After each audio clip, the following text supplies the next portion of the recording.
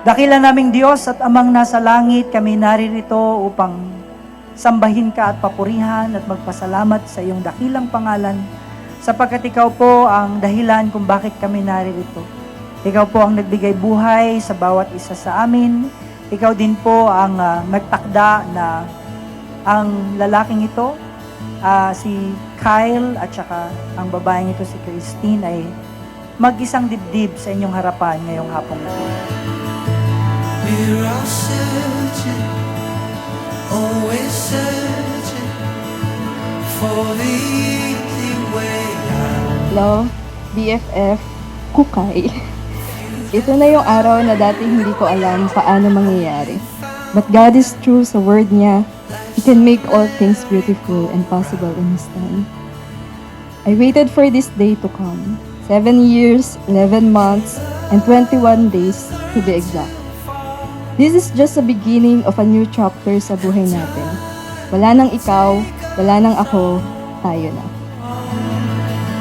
Trust is the unknown, and hope will lead us home.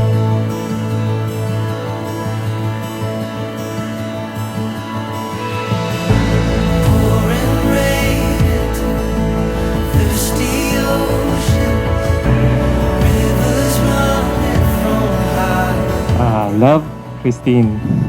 Here I am now in front of our friends and families, letting them know how much I love you.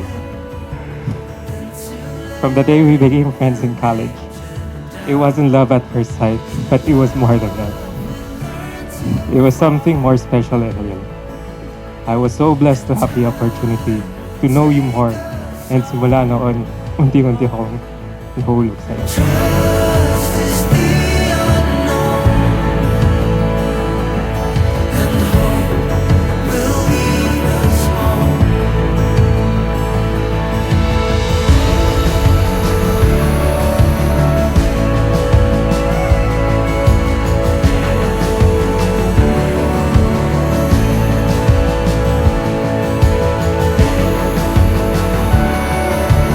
Promise that starting today, I will no longer live a life separated from you.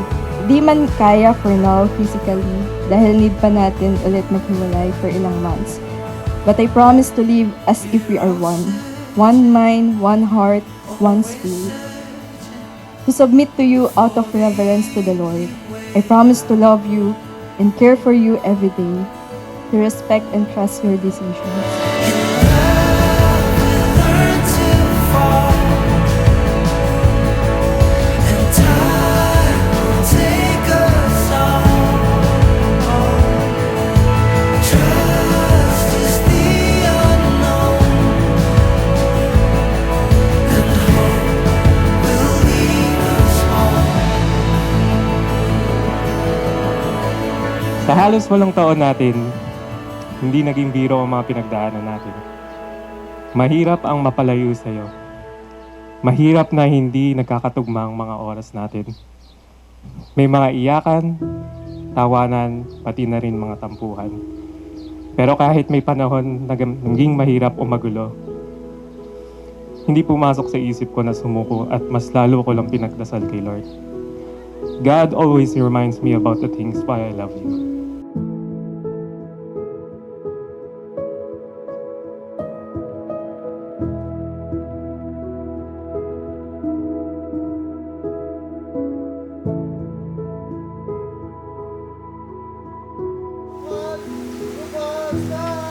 Hindi ka lang magkakaroon ng magiging asawa, kundi ako rin ay isang best friend, lifetime partner, at mga karibal mo sa tawanan natin, at marami pang iba.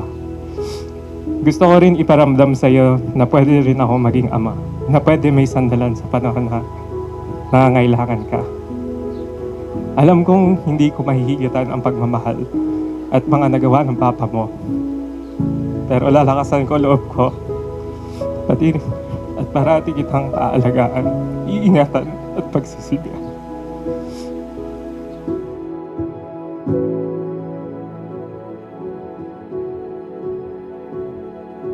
In increasing measure, I promise to love you more and more each day. I promise to be patient sa paghihintay sa iyo. And gusto ko din sabihin sa iyo yung sinabi ni Ruth sa Bible. Where you go, I will go, and where you stay, I will stay. Your people will be my people, and your God my God. Where you die, I will die, and there I will be buried. May the Lord deal with me, be it ever so severely, if even death separates you and me. For almost 8 years, it's always been you. We love you, Kyle.